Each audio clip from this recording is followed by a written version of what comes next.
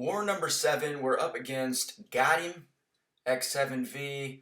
They're usually a Masters level alliance. I believe last season they were docked, however, which sucks for them, but is what it is. Alright, so in Section 1, I'm just going to be on Path 3, taking no fights, and then I will have these two mini-bosses here that I'm going to use Quake for. We've got a Dr. Doom on Power Snack, and then I think a rank 3 White Magneto, which is a pretty cool rank up. Section 2, I'm technically back up, and then I've got Sorcerer Supreme on Node 54 with Magic, and Thing Boss that I'm going to be using Immortal Abomination for. We're going to finally test this matchup. Obviously, you guys have seen me take Thing on Node 53, which is Stun Reflect, Polka Dot Power, and in theory, the boss node should be considerably easier than that because I'm going to be able to, he's still going to be stun immune, but I'm going to be able to, you know, perform well-timed blocks without being stun reflected, and I'll be able to gain power freely. So here we have a standard parry-style Quake fight against Dr. Doom. Now if I dex one time, he is going to gain a chunky amount of power. So I don't want to do that. This node does have the thing where if you drop them below 50%, they're either going to gain power, or if that's affected by ability accuracy, they'll gain health, which cannot be affected by ability accuracy, so that's why he gained health there. And overall, this fight goes really, really well. I've got it sped up, 2.5x speed, but I lose about 50% of my health just to block damage and suicides. I am running half suicides here. As you guys know, I like to run 0 out of 3 in Liquid Courage, a lot for War, and then 3 out of 3 in Double Edge. And again, if you guys are new to the channel, the reason being is Liquid Courage or poison effects do reduce potency of regen by 30%, and the Bleed Suicide doesn't. So that's why I like to run that one, especially when I'm using Quake and or Magic in a war. Magic's great with half suicides because she's just going to heal up her recoil damage from Limbo when that returns, which is awesome. So another pretty easy Quake fight. Now in this fight, you guys, it is still 2.5x speed, but if you guys notice, I'm doing a little bit of a hybrid, which I've talked about in the past, where I'll heavy dex, then you know, manually dex and heavy dex, and then parry. Anyway, not really any concern there. Alright, so I am boosting to the max here.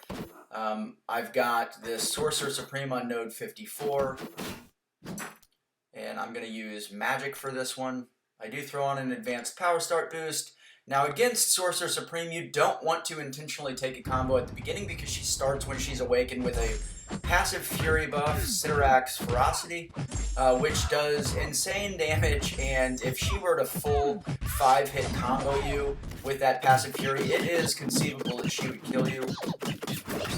So you kind of just got to slow play. I slow played at the beginning there, just so you guys can see how I managed my own power. But at this point, the fight is over, as long as I don't screw up. And anytime she doesn't follow me out of the corner and she just stands there, then I'm going to switch to a little bit more passive playstyle, and then I'll try it again, and that's kind of how I manage my aggressiveness with Magic against really any defender on that node. So, alright, this is the fight that you guys are wanting to see. I am going to change my masteries here, and basically I'm taking away the Bleed Suicide. I'm going to stack up as much attack as possible without minimizing my health. So I'm only going to go 1 out of 3 in Glass Cannon, and then I'm going to go 3 out of 3 in Liquid Courage for the poison, which obviously is going to enhance Immortal Abomination. And then all of the other masteries I'm just going to put in the precision tree to increase my crit rating. So that's the build that I am running right now. I do have 3 out of 3 in Despair because I'm going to be applying a lot of poisons on him. If he's running Willpower, which I presume he is, that will completely stop the healing that he'll get from Willpower if I have at least 3 poison debuffs. So I've switched my class boosts, and we're going to go with the Invulnerability boost here.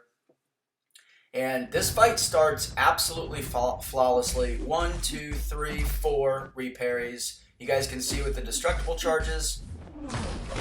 1, 2, 3. So I'm up to 7. I've He's made contact with me 7 times, and all 7 times they've been reparries, so I'm up to 10, 11. Alright, there I just make a mistake. Here I make another mistake, so the invulnerability boost is gone, but again, I am still in a good position here. Alright, so I do need to slow play this. I'm going to go medium light, and then I'm going to throw one more medium because it does give me a little bit more power, or give him a little bit more power when you throw the medium versus the light attack. Just be patient, get him up to above 15 rock stacks, and then bait his SP1. And now we're good. Right now we're in a great position in this fight. This is exactly where we want to be with Immortal Abomination. We're in control. I just need to make sure that I am baiting his heavy attacks after my combos so he doesn't throw a special. Alright, now here I get him to 15 rock stacks. I bait, and I'm going to throw my SP2 here. The SP2 with Immortal Abomination does 4 hits, which is good to know when you're fighting things, so you can count his rock stacks. And I'm going to go with just the... I stopped my combo short after 4 hits. And here he is at 15 rock stacks. Now, underneath his health bar, he's got Acid Burn, which means that I'm going to be fully unblockable. However, I'm trying to bait out this SP1, so I'm going to instinctively hit into his block. But because I'm unblockable, he automatically goes unstoppable. It reduces his rock stacks by 12, and he's going to throw a combo that the last 2 hits of which crit, so I am in a really bad position here. And again, I need to play the slow game. He's at 15 rock stacks, I just need him to block so that I can hit into his block. And here, once those poison stacks get to 10, they're converted automatically to an acid burn, which makes me unblockable. So again, I'm just trying to hit into his block to build his own power, and I go unblockable, which triggers his unstoppable, and he kills me immediately. So that is truly the only thing that makes this matchup tricky. It's similar to Omega Red's chance to go unblockable when he has at least 10 death spores on the opponent. You just have to pay attention. You have to pay more attention, and there are a ton of buffs and debuffs that'll pop up on this fight. Just the boss fight in general, and then managing rock stacks with Thing. It is a ton to manage, and you have to pay attention. You have to be prepared. That's just something, again, that my first time fighting him on this node, which it shouldn't be any different, but I didn't plan for that. And that's on me. So, alright, here we're going to get him up to 14 rock stacks. And I'm going to spoil it early. This fight goes pretty much perfectly. At this point, I have the Acid Burn unblockable effect in the back of my mind throughout this entire fight. By the way, his Immortal Abomination's SP1 does 5 hits, which is great for counting rock stacks. It's basically a full combo.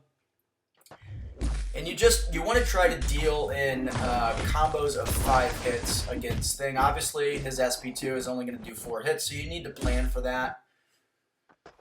And then once you get into 15 rock stacks, you need to pay attention to the poisons that are on Thing.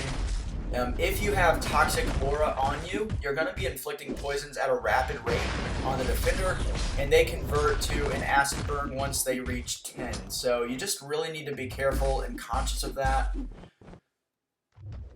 But in this fight I am, because obviously we just had that disaster of a first fight, and that's really all you just need to pay attention. And if you're paying attention and you're conscious of the acid burn, then, in my opinion, this is the best matchup for a Thing boss in the entire game.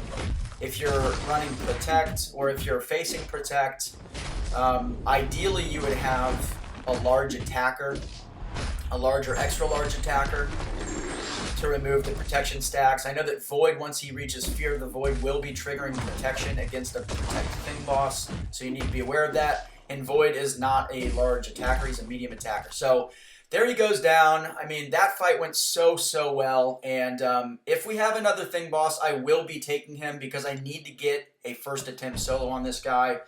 But here are the cards for this war. We've got Vega with the silver, link to his video in the description below, FaZe and PWF. And then we also, at the halfway mark, we awarded our Paragon cards for the season. So BG1 Hinach, BG2 Yusafa, and BG3 Dapster. I'll have a link to his channel in the description as well. But these are the new designs. I hope you guys like them. That's it for the video. Leave a like and a comment. Subscribe, please. And I will see you in the next video.